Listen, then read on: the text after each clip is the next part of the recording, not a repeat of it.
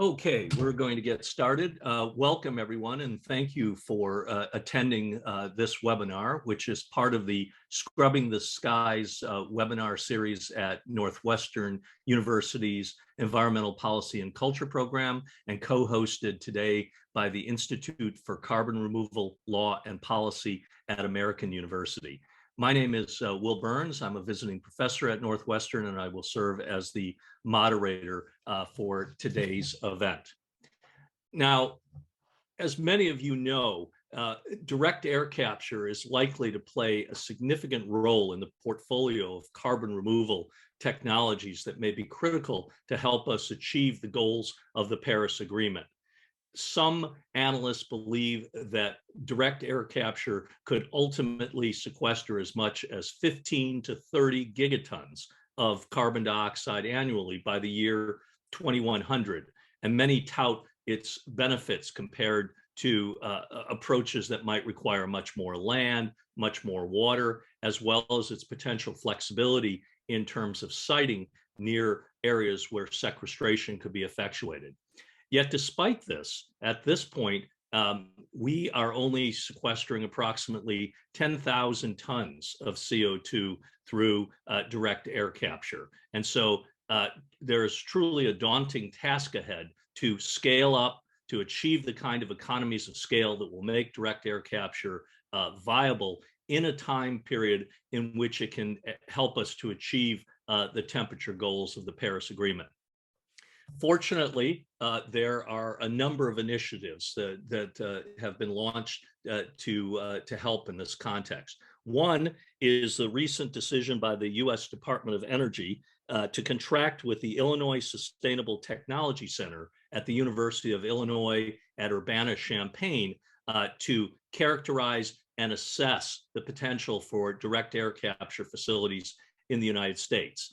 And I'm pleased today to have the lead in that initiative from the University of Illinois at Urbana-Champaign, Kevin O'Brien, who serves as the director of the Illinois Sustainable Technology Center. Kevin will initially discuss the plans for the work that is taking place under the DOE contract, and then we will open it up to questions from the audience. So begin to populate in the Q&A box, and I will try to field as many of those as I can. I know we have a very large audience today. And so with that, I will turn it over to Kevin. Well, thanks, Will. It's a real pleasure to be able to talk to everyone here today and share what we're doing in this area. I'll share with everyone on the webinar here. For someone like myself, it's very exciting because I've been working in the general capture area since roughly 1999. I've seen a lot of things happen. I remember in those early days, people talking about, we were primarily in the laboratory environment and saying, what would it be like to have large scale projects? Well, we're there. We're doing that in other sections. And today, what I would like to give you a feel about is where are we with direct air capture and what's the path forward with that. So let me launch into my presentation here, and we'll do that here.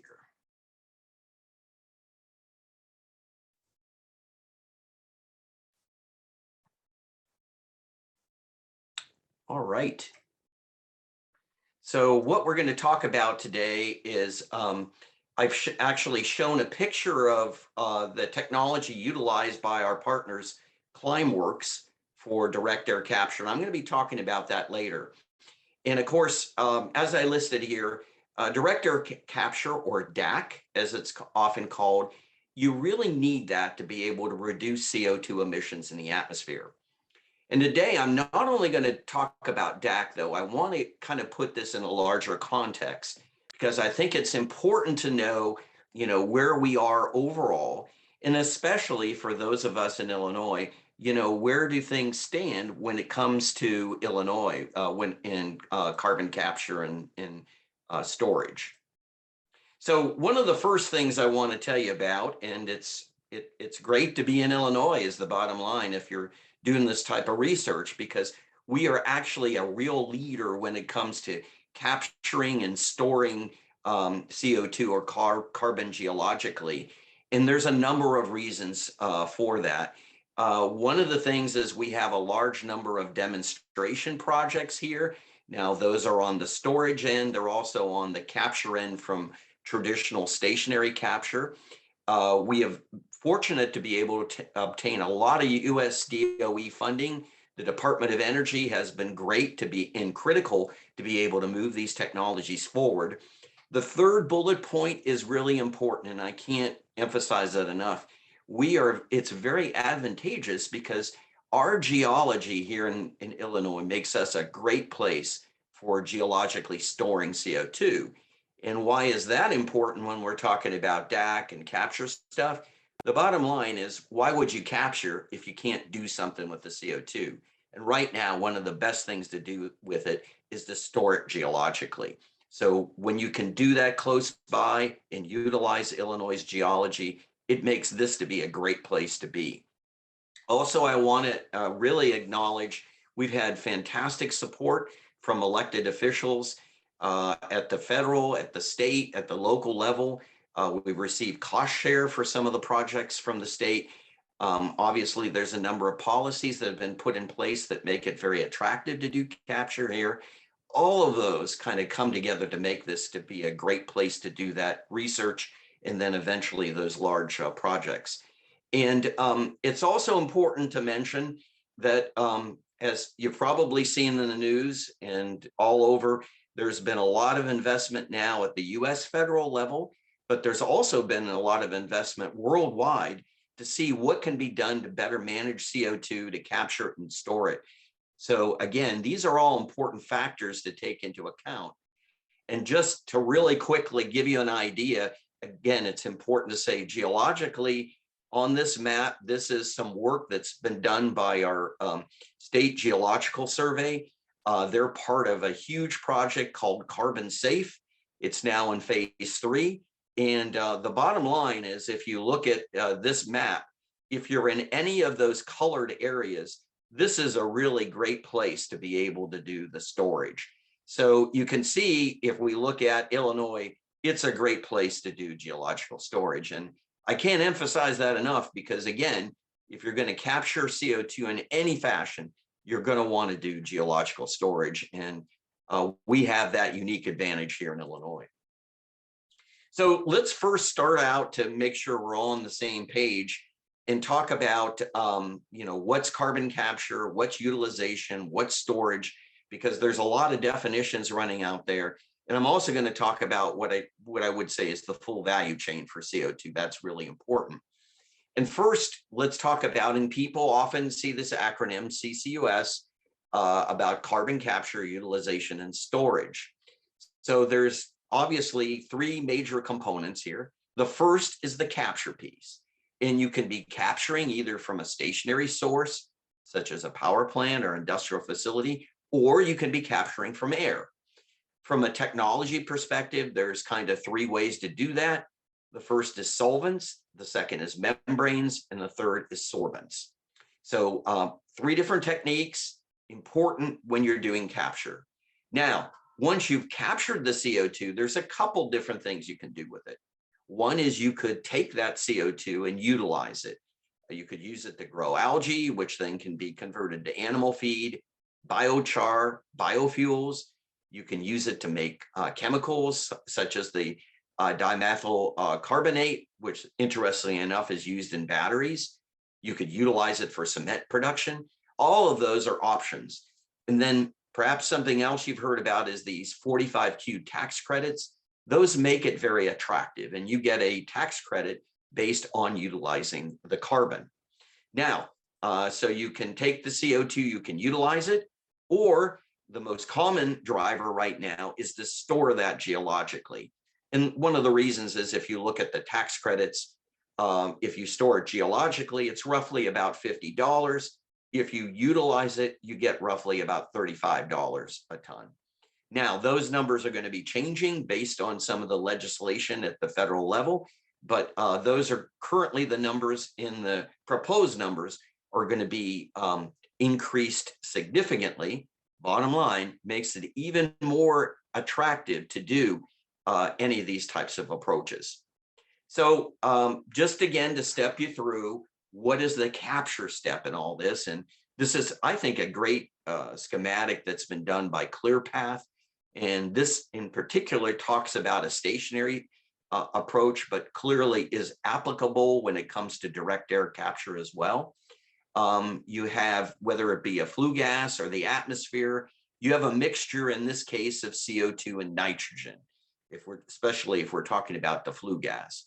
So what we really want to do is separate that out. And in this case, for stationary, we want to send the nitrogen up the stack, take out the CO2, and then use that for either storage or utilize it for other applications. And whenever you do capture, again, whether it's stationary, whether it's direct air capture, there's two key questions you have to ask. The first is, what percentage of CO2 have I captured? And as you can see from the schematic, it would be, the amount of red balls that I'm able to get. And then also, what's the purity of the CO2? Because one of the major drivers is, of course, you want to capture as much as possible, and you want to get high purity CO2, because then you can do a lot of things with it. So whenever you're evaluating a capture technology, whether it's stationary or direct air, those are two key questions that you have to ask from a technology perspective. And it obviously has a major impact when you're going to be looking at the economics. So some of the values that have been established by the US Department of Energy are a minimum of 90% capture. That's now changed. This administration is pushing it even further. They want to get 95% capture of CO2, which is very important. There's also, typically, you talk about a minimum of 95% purity. Depending on what technologies you're using, some of these technologies, 95 can easily be exceeded. For example, if you're talking about solvents, often you can be at a 99% plus purity wise, which is really, really good. It's important now when you're looking at what do you want to do. There's a big push to retrofit power plants, industrial facilities, get units, the DAC units out at various locations. There's a lot of look at how can you couple that with nuclear facilities, geothermal facilities. So there's a lot of work going on as to how all these pieces will fit together. And clearly, again, I can't emphasize enough, a lot of the legislation that's being looked at the federal level will really help this a lot if it passes.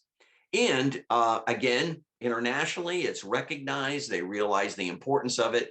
And I just simply can't say enough about the 45Q tax credits. That's what's really driving people to move forward and look at a lot of these different projects. So it's important, we're talking about the technology, but I always like to emphasize that it's not just the technology, but the positive impact that it has in terms of economic impact and job creation. So let's go back to the schematic that has been developed by ClearPath, and let's kind of step through, how these pieces come together. So first, let's look at, obviously, from a construction and operation perspective, you're going to create jobs, you're going to have economic impact. Now, clearly, again, if I'm capturing from an industrial or from a power plant, or I'm building a direct air capture system, I'm going to have construction. I'm going to be operating that. So that's going to create jobs, which is a real positive feature. Now, let's say we're going to store it geologically. Now, clearly, we've got to have in place a geological storage network. We have a number of those that are coming together here in Illinois. That's going to create jobs and economic input. Now, the other really slick thing is that even if you don't store it, if you decide to take that CO2 and utilize it, convert it, so to speak, that is additionally going to give you jobs and economic impact. So what we often talk about, it's not just build the capture system, that's it. No, you're creating jobs through storing it, you're creating jobs through converting it. So there's a real, what we talk about as a multiplier effect, which is really exciting from an economic development perspective. So let me take a moment now. We kind of gave you a background. I wanted to talk a little bit what we're doing at the University of Illinois within the Prairie Research Institute. We have a very strong relationship with the Department of Energy. And as I'm walking you through it, it's very important because we're not just working at a lab scale, but we know how to transition this to what we talk about as the build operate scale, these larger scale projects. And that's critical to what Will talked about earlier, is getting more deployment of these systems. We've got to do it to be able to hit a number of the climate goals that are out there. So many of you are probably familiar with the U of I, but maybe not with the Prairie Research Institute. So I want to step you through and explain the relationship here. So there's the University of Illinois, and one of the largest research institutes within the U of I is the Prairie Research Institute. It's an umbrella organization which houses these 5 entities, which are typically called the former surveys of the state. Many of them, some of them have been in existence since literally the 1850s. So that gives you an idea of how embedded they are in Illinois. And when it comes to addressing carbon capture and utilization and storage and those types of projects, it really breaks out very nicely. So one of the organizations that I'm in charge of is the Illinois Sustainable Technology Center. That's the group that really focuses on the capture, whether it be, again, from a direct air capture or from a stationary system. Now, our sister survey, the GEO survey, as I talked about earlier, is very focused on geological storage. So we work very closely together because, again, as I mentioned before, if you don't have storage, there's no need to do capture. So, and a lot of times we'll work with those folks and they'll say, we need this level of purity of CO2 in this format to best store it. And then we go back and tweak the process to accommodate it. Now, especially if you get to the large stationary sources, often you increase your water usage. So that means the other survey I run, the Illinois State Water Survey, comes into play, understanding, what's the implication of using more water for these applications. Well, here's another example. If you're going to do large projects, no matter what, as many of you know who maybe have done that, is there's a number of other factors that you've got to consider when you're breaking ground. For example, are there potential artifacts out there? You need to have a discovery plan in place. Our state archaeological survey does that. So again, we've got some projects we're working very closely with them on that. And without a doubt, you want to be concerned about potential endangered species, which is our natural history survey. So the really neat thing is all 5 of us, there's a number of these large projects where we're all working together and all interacting on it. So kind of a one-stop shop to make sure that we can really get these technologies deployed at the large levels, as Will was indicating previously. Now, again, to understand the context, how do we move capture projects forward? Again, addressing that initial question. Well, they don't just occur. There's a real pathway that they have to go through, and it's outlined here. Often, you'll first go through what's called a feasibility study. It'll address these types of issues. This is a real initial study just to see at a particular site, does it make sense? Once you pass from pre-feasibility, you now reach what's called a pre-feed. And FEED stands for front end engineering and design study. So in a pre-feed, here you're doing a lot more work. You're really addressing more the regulatory, the economics, starting to really line out from a technical perspective how these pieces come together. And this is very important because the next step is the feed study. And then in the feed study, here you're making sure you've got the basic design, the detailed design, you have really everything lined out, because it's almost like you're very close to being shovel ready when you complete that feed, because then that's now going to translate over obviously to the build operate phase, where you often hear, let's go break ground. We're now going to move forward and start putting this unit in place. So a number of steps. Projects can fail at any step. Not all are going to get to this build operate phase. So it becomes very important to shake that out very early. And again, I want to acknowledge the U.S. Department of Energy has been really, really good about kind of helping people develop these capture technologies and move them through these phases. Without the support that they've given, these technologies wouldn't have moved forward. So I want to really acknowledge that. So it's important to give you a big feel for, at U of I, we've been in capture for a while. We've got a lot of projects, and especially we know what it's like to do pilots, so testing out in the field.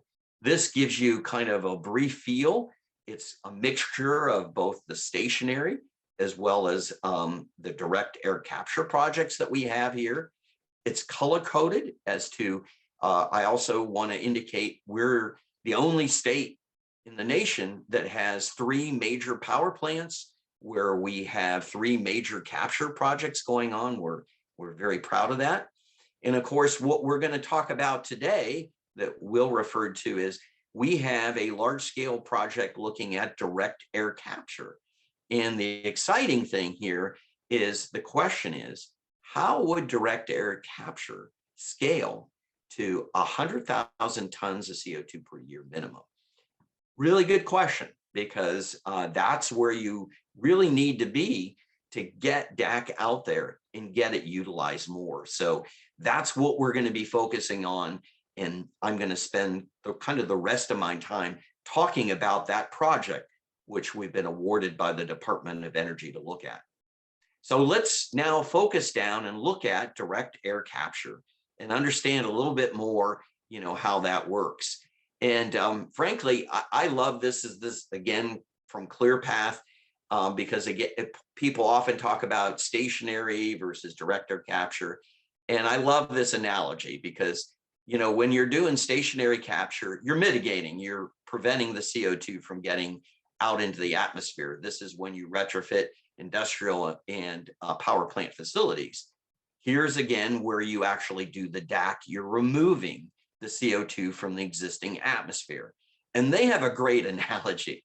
And it's like, there's really 2 ways. If you're looking to control your weight, one of the things is you diet. You're very careful and make sure that, what you're intaking. What am I doing? I'm going to watch the calories that I eat. That's kind of like the stationary source approach.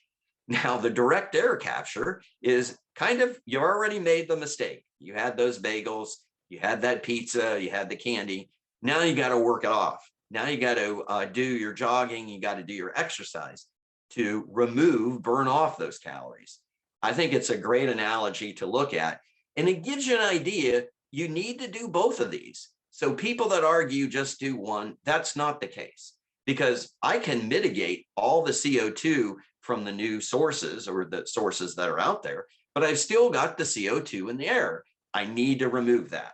So as you can see, I often talk about these are 2 arrows in your quiver to really address the climate issues and reduce CO2 emissions. So with that in mind, let's dive into the specific project and the specific technology that's utilized in that project. And in this case, as I mentioned before, Kleinworks is what's very interesting is we're working with Kleinworks, who is one of the leaders when it comes to direct air capture.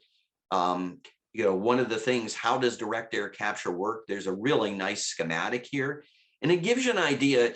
This is a real challenge, and there's some different challenges from doing stationary capture, because what you've got to do is you've got to basically suck in your ambient air. You've got to, pull out the CO2. In this case, it's showing like a sorbent type of approach where you're going to, pull out that CO2. And now what you've got is here's your air minus the CO2. Now, the next thing I'm going to do is once I have the CO2 on that sorbent, I'm going to have to heat that up to drive off the CO2 So obviously now I have a nice source of compressed or concentrated CO2 that I can go and do my geological storage or whatever I want to do with it. So, obviously one of the key things here is it's like with anything else, you can do something from a technology perspective, but you also have to be aware of, what's the life cycle analysis? What's the economics of it? So there's a lot of engineering that's been done behind that. And one of the significant things here is this is a picture of the Kleinworks facility. We'll see more of that is out in Iceland. They ushered that in place towards the end of last year. This is right now the largest direct air capture facility in the world that's been deployed, and it removes 4,000 tons of CO2 per year. So that's kind of the baseline of where things are. I think it's important to mention for Kleinworks now, we're going to dive down a little bit into what they're doing.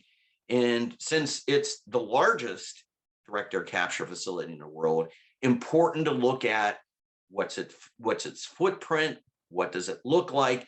And that was a front view. This is a back view to kind of gives you an idea of, once you're pulling out that CO2, these lines are bringing the CO2 down. Gives you an idea of kind of the footprint that you're looking at. That's important. An aerial view of the unit. I think one of the significant things, it blends in very nicely with the landscape. So that's a real positive as well. So in the facility that they're doing in Iceland, again, here's their unit, but they also, one of the things, obviously, you need energy to drive this whole process. And in this case, what they're doing is they're using low-grade heat from a geothermal plant, which is nearby. That low-grade heat, excess heat, is then used to drive this process. And then you produce your concentrated CO2, which then with their partner Carbofix, they're essentially storing that underground. So you can see, again, we focus on the capture piece, but there's two other important points. How do you drive this process? In this case, low-grade heat. What do you do with the CO2? In this case, you've got a nearby storage place, which you can store it geologically. So an important thing to emphasize off of this slide is you've got to have the full system. If you just have this, that's not enough. And clearly, you also would prefer not to have a fossil source here providing the energy to this. You really want to be aware of making sure that you're at a net zero type of an approach. So in order to do this, I think it's important to mention this doesn't happen overnight. Here's the timeline for development of the Kleinworks technology. It's been a significant timeline with a lot of or a lot of effort to move that forward. This is what their plan is. You can see right now they have the facility as 4,000 tons. They clearly want to be able to ramp that up. So now you're getting to the 400,000 and above tons of CO2 per year being moved. And that's really important. But it's like with anything else, you can't get to here unless you're doing testing here, because it's like with, it's a situation where once you have that smaller facility like they have here, you now have learned a lot engineering wise, so you know how you're going to take the next set of steps. If you're not here, it becomes really hard to get out here. So I can't emphasize enough the importance of having this unit deployed in the field. And that really enables you to look at, what do I do next? How can I scale that up better? Also, a couple features of the Kleinworks technology is shown here that when we looked at it, we found it to be very attractive. As you look through the notes, one of the things you'll find is a very modular nature. Modular is key because obviously you don't want to stop at 4,000 tons CO2 per year. You want to be able to build.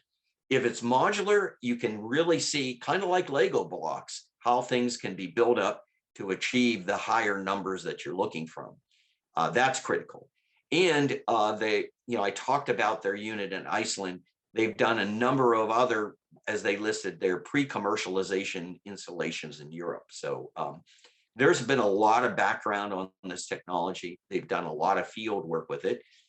What's really exciting about this project through the DOE is that it's the first time we'll be looking at deploying it in the US. So it's what we hope to be the first of many different steps of taking their technology and deploying it here in the States. So now I'm going to talk specifically about this project, and that's been funded by the Department of Energy. It's at a very early stage. The project itself is probably about 2 to 3 months old. We're just starting into this and working through it. Here's our partners that are shown below here, because it's important that you have a number of different partners, an engineering, procurement, and construction firm, in this case, Kiewit. You need to have that to be able to do the construction. And then these are various partners that Ormat and SunPower, who are going to be providing the renewable energy to run the system. And then other people such as Sentinel Peak and North Shore Energy, who have the ability in Gulf Coast sequestration to actually, they've got sites where you're going to store the CO2. So again, the full value chain to do this. Now, the exciting thing about this project, remember, right now, the largest is 4,000 tons of CO2 per year. This asks the question, what would it take to be able to do 100,000 tons CO2 per year? So significant scale up that you're talking about. And now the other factor to look at, they wanted to do in the study is, what's the impact of different climates? So that you had to have at least 3 sites that you were looking at through the US, and you were going to want to evaluate, do you have to change the design based on the climate? The other factor, what's going to be the costs involved, because obviously you're going to have construction. You need to look at how the unit's going to operate. So that leads you to the Techno Economics, the life cycle analysis, the business case. Each one of these are going to be done for the 3 different host sites. So we've got a bunch of things going on here. We're saying, what happens from an engineering perspective when you go from 4,000 to 100,000? That's the first question. And the second one is, what happens when you start putting in all these different climates that we have in the US? Do you have to change the design? Can you keep the same design? And does it change effectively the business case? So that's the exciting thing, kind of I would say, a first of its kind study for the States in this regard. So I mentioned we got 3 sites. The first one is down in Louisiana. And the intriguing thing about this one is, remember, you've got to have a place to store the CO2, and you've got to have a source to essentially drive the capture unit itself. And in this case, we're using solar power, and we're using SunPower Corporation's, their solar approach to be able to do this. Once the DAC unit captures the CO2, it will be then taken and sent to Gulf Coast sequestration. They're an operator. They have a network of places where it can be geologically stored. Gives you an idea that obviously Louisiana, you're talking about a hot and humid type of environment, a lot of rain. Here's the background when you're looking at geologically how you're going to store it. And then the other thing that I didn't talk about, but is important, is how are you going to, you got to transport it from the direct air capture unit to where you're going to store it. So that's always a question. Obviously, the shorter that distance, the better the economics, because the lower the cost. And in this case, it's very attractive because you've got a source right nearby. So that's one of the host sites. And in this case, using solar power. Now, let's look at the next place that we're looking at. It's actually the Salton Sea out in California. Now, here what's interesting is we're using a geothermal plant. Remember, very much like a geothermal plant that they're using in Iceland to drive that facility. That's being operated in this case by Ormat, who's one of the leaders when it comes to geothermal facilities. Now, the difference here in California is you're talking about hot and dry temperatures. minimal amount of rain. And in this case, you're talking about a saline aquifer. This gives you an idea. Now here, the challenge is, here's my storage site. Here's the Salton Sea where I've got my geothermal and I've got my DAC unit. So that means one of the things we'll be looking at very closely is, how do you get it up there? Do you do it by rail?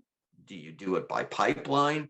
Those are going to be the key factors that we're going to be looking at for this particular site. So again, geothermal, hot and dry, and in this case, we're going to be diving down on the transportation piece. The third and final site is actually up in Wyoming. Now, here's what's interesting is, here we're using excess heat from the plant to be able to drive the process. So now we've got solar, we've got geothermal, and we have excess heat. And the operator of that is North Shore Exploration Production. A very different type of climate, because you've got warm summers, cold winters, you've got rain, you've got snow. Clearly a very, very challenging type of an environment. The good thing is, close by, you've got depleted oil and gas reservoirs. So we've got a place that's run by North Shore that will be doing the storage. And again, the slick thing here is, transport is not that big a deal, because it's actually co-located right where that heat source is going to be. So that helps keep down the cost. So we've got 3 sites, 3 different climates, and 3 different sources to provide the heat and energy necessary to be able to drive the direct air capture process for that. So, very exciting. So to kind of wrap this up, I think, again, it's important, we want to come back and to address this question: where are we? What are we doing? And the important thing is, I would say with this study, we're now at this pre-feed level where we're looking at different options. We're going to understand a lot of different features. Clearly, one of the next steps from here is moving on to a full feed study to make it ready to build. That might be for all the sites. It might be for one of the sites. We'll have to see how it's going to go. And that, of course, then is going to lead, once you finish that feed study, to a build operate. So I think the question of why aren't we there yet is, the answer is, we're along this pathway and we're moving there. And the important thing is that we're now at pre-feed. And once we finish this study, we'll be able to continue this transition. A transition that's really key, because as we said earlier, and Will mentioned, we need to get these deployments. We need to get large deployments. But in order to do that, we have to do these studies to move it forward. And again, I can't emphasize enough, it's through the funding from the Department of Energy, National Energy Technology Laboratory, that enables us to make this systematic transition. Because obviously, at the end of the day, when we reach this build operate phase, we want to make sure this is successful, that it's economical, that the life cycle analysis shows that it meets all the goals that we're talking about. So my last slide, it's like with anything else, you never do these projects on your own as an organization. There's a lot of partnerships that are needed. And I just want to acknowledge all the different players that are critical in order to move this technology forward. And also, of course, I want to acknowledge the Department of Energy grant that enables us to do it. So at this point, I'm going to stop. Thank you for listening, and happy to take any questions. Great. Thank you very much for that, Kevin. Well, we have an abundance of questions and not that much time, but we'll work through as many as we can. I want to start with a question associated with the ethical component of this assessment. And the question is, the infrastructure that was described at the university clearly identified expertise in science and policy. Along the way, an ethical question was alluded to in terms of water usage. What mechanisms are used to bring in experts in ethics to make sure the projects are not only technically appropriate, but also ethically justifiable? Sure. great question, and an important thing now with any of these Department of Energy projects, you're required to look at three major components. One is workforce readiness. So really understanding what type of workforce do you have available, and clearly can that workforce really address the needs of underrepresented groups. Very, very, very important. The second one is looking at job creation, economic impact. You have to have that analysis because obviously you want to show that's going to happen to the community. The first piece, and a new piece that's been brought in by this administration, which is very important, is looking at environmental justice. A critical component that addresses exactly what you're talking about, Will, because you have increased water use. It immediately sends up some flags from an environmental justice perspective. It's important to understand that. All three of those are required. And now on these projects from the DOE, we work with various groups who address all three of those components. So that's going to be a critical factor that you're looking at moving forward, because obviously if you run into the situation of increased water use, then that needs to be consideration as to its impact on an environmental justice. Now, I do want to back up and indicate that water use is primarily for stationary capture. Direct air capture, you really, for the most part, have relatively no impacts on water usage. That's for these larger stationary projects. So I think it's fair to mention that. But still, even with the direct air capture projects, there are various other environmental justice factors that need to be looked at. And again, I think it's an exciting additional component that you've got to have in all these projects. And DOE requires you to do that analysis. Okay, thank you for that. Next question. Any thought on co-locating atmospheric carbon removal with hydrogen facilities? Asking on account of the Great Plains Institute CO2 hydrogen hub study that was just released. The easy answer is yes. I mean, there's a lot of interest in deploying this. People are looking at deploying it near hydrogen facilities. There was just a call out proposals in December. Proposals were submitted for co-locating this with nuclear facilities. So there's a lot of, because again, the key question is, you can't stand alone. You got to provide the energy to do the process that I showed for direct air capture. So people are asking the excellent question, how can I do that, but do it in a fashion? Obviously, it's all a waste of time if I'm using, if I'm emitting a whole bunch of CO2 to provide energy for this. So a lot of unique factors are being looked at here. And I think it's, again, a very exciting feature. So easy answer is yes. And people are looking at even more of it. So. Okay, thank you. Next question. I'm interested to hear Kevin's thoughts about the research and improvements of the energy demand reduction for the liquid solid DAC technologies. Right now, that's one of the major hurdles for the technologies. So easy comment is yes, it is a major hurdle. Where are we? So there's kind of two pieces. And if you remember, we'll go back to that slide that I talked about from a portfolio, and let me quickly try to pull that up, because I think that will be, I think I want to talk off of that one just to kind of show you something about that. So let me pull up here, and we're going to go all the way back to this portfolio slide, because here we go. I think this addresses it very nicely. So you can see we've got here this large pilot looking at direct air capture, but I didn't mention it here, but we're also involved working. We've got projects which are at early stage where we're looking at what's the next generation of DAC materials that will reduce that energy usage. And that question really hits to the heart of what you need to do.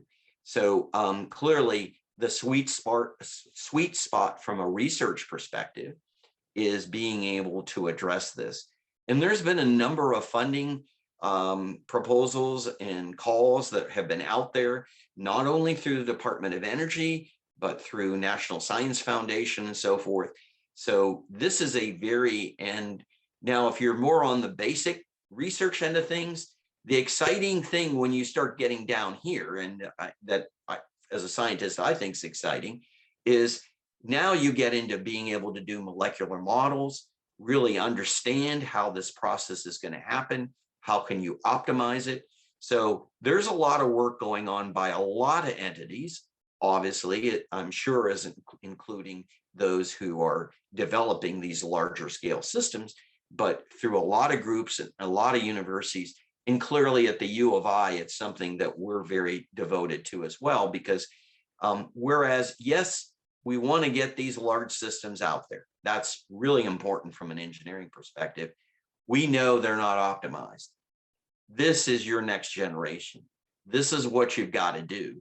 And I think the really slick thing, kind of having been everywhere from the lab to now the large scale, is as you're developing this next generation, if you also simultaneously know how this is going to come together, that really helps you, because sometimes it's not just figuring out the energy and the thermodynamics of this. It's also understanding how all the pieces come together. So it really helps you to make those optimizations back here, so that indeed, you remember, your goal is eventually to be able to input it into those systems. So very, very important. Okay, thank you. Next question. Any thoughts on 45Q potentially being expanded to enable storage in basal formations, like in the Kleinworks Orca plant? It noted that it currently only facilitates credits for storage in saline aquifers, depleted oil and gas wells, and coal seams. So I'll answer that with the following disclaimer. I'm not a geologist. That's the GeoSurvey. So those would be, from a geological perspective, the folks that could address that. In terms of, why geologically that isn't listed. I will say, though, one of the key things is anything that can be done, and there's a whole bunch of pieces that are done to try to increase the 45Q deal. That's really important, because that's going to really help us. What I didn't get into is for direct air capture, there's another number. So I mentioned 50 and 35. Those are for stationary capture. The numbers are higher for direct air capture. So that's important to mention. And again, I'm not an expert in 45Q legislation, but ballpark numbers are about in the neighborhood of 150, a little bit more. So that's why I would say, again, 45Q is important. The other thing people are looking at is increasing the timeline when you can begin construction, because other factor is that these projects, you don't just decide, hey, I'm going to build this 100,000 ton a year, unit. I'm just going to break ground today. Well, there's technical things that you got to go through, and there's permitting and regulatory. So when you start looking at those timelines, you need time to do that. And this current legislation, the changes they want, actually increase the numbers, and then from dollars per ton CO2, and they also increase the construction timeline. So, we're real hopeful that some of that legislation will come through. Okay, thank you for that. Before I get to further questions, there were a couple queries about sharing the slides, and the answer is yes. Yes. They will be posted in a couple of days on the Institute for Carbon Removal Law and Policy's website at American. Okay. All right. Next question. What are the likely economics of DAC versus gathering agricultural biomass, creating biochar, and burying it, including the agricultural benefits of adding biochar to soils? Why not just let nature gather the CO2? So again, great question, because we're also kind of looking at those options as well. Again, you have to, from a kinetics perspective, you've got to drive it faster, and B, you've got to drive it faster, and you have to pull more of it out of the air. So you could go these other routes, but the timeline is going to be relatively long.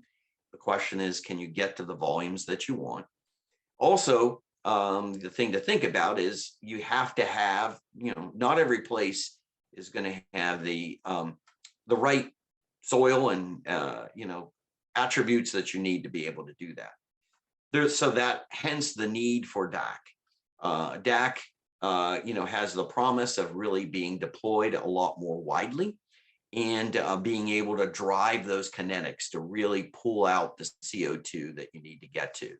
So, but I do want to say that I always remind people, there's not one solution.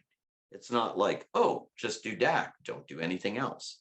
No, you have to do all the above, including the ones you listed. All critical components, you've got to do them all, because we've got a big problem to address. Okay, thank you. What is the low-grade heat source for the Louisiana site? Actually, for the Louisiana site, you don't have a low-grade heat source. There, it's being provided by solar. So you're driving the whole process through solar. That's the way that one's working. What you might be referring to is the low-grade heat sources up in Wyoming. That's an existing facility there. It's a natural gas facility where you're pulling off the heat. It should also be mentioned there's wind in that area. We're also looking at using wind for that. So, and then of course it's geothermal for the California facility. So. Okay, thank you. Let's see, what is the timeline for the 3 projects? When do you expect to have advanced answers? Okay, again, great question. Roughly in approximately about a year, we should have completed this project, and then we'll have answers, of course, for all of those 3 sites. So we're looking at about a year. We'll have the results from that. If you've been following any of the federal legislation, one of the exciting things is you've heard about the kind of the Office of Clean Energy, and people talk about demonstration programs and stuff.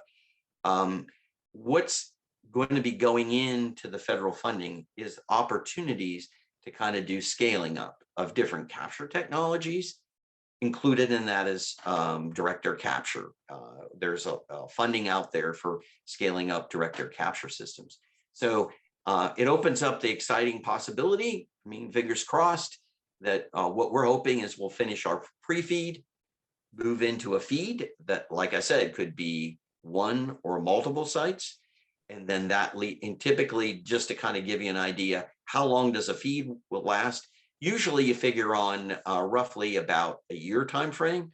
So then that would allow you to transition over to the actual build operate, which is where we're all anxious to get to. So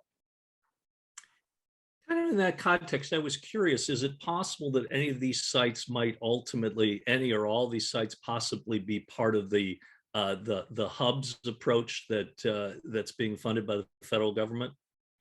Absolutely. I mean, we talked about hydrogen hubs, direct air capture hubs. From a storage side, there's already a number of different storage hubs that golf course sequestration is a major storage hub. We have a couple hubs here in the state of Illinois. So the hub approach is going to be critical because again, let's think of it from a storage perspective. If I'm going to capture CO2, ideally, if I'm a hub, I'll take CO2 from my direct air capture units, my industrial sources, my power plants. I'll take it all in and store it geologically. There's no reason why I would want to have these small dispersed geological storage facilities. the most economic thing is bring it into the hub and store it there. So I think there's a real great synergy going on, and love this idea because, that's another factor that will help catalyze the growth of this industry and the penetration of all these different capture technologies. Thank you. Next question. Could you please address questions about the dangers of moving CO2 in pipelines or via rail over large distances? Sure. Well, I guess the big thing that you're looking at is, moving this through pipelines. Clearly, one of the things that you need to look at, first of all, you need to clean up the CO2 before it's going to go through there. Because again, you're typically you've taken the CO2, and what I left out is you typically compress it. You need to compress it to make it supercritical.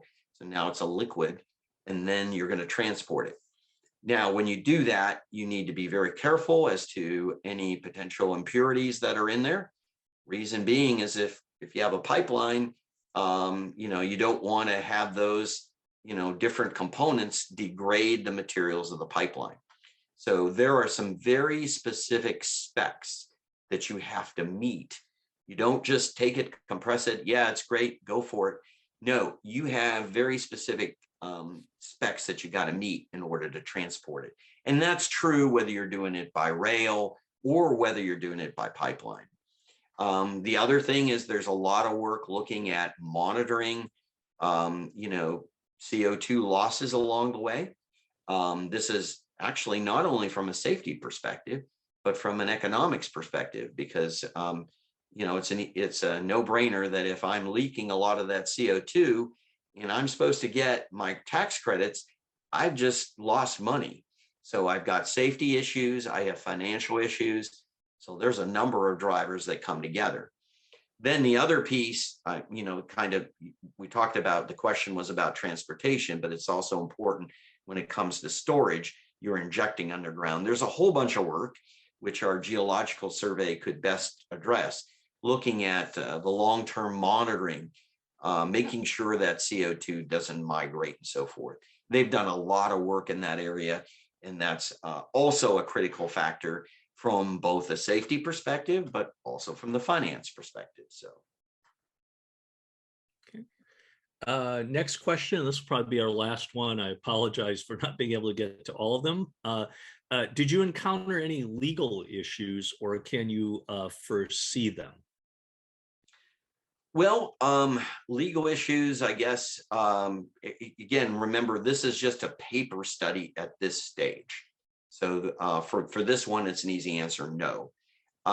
When it comes time for actually deployment of this and building the larger things, I don't know whether I would call them legal issues, but clearly, because we're right now on the stationary CO2 end of it, we're actually doing a build operate at City Water, Light and Power. It's the largest capture pilot in the world.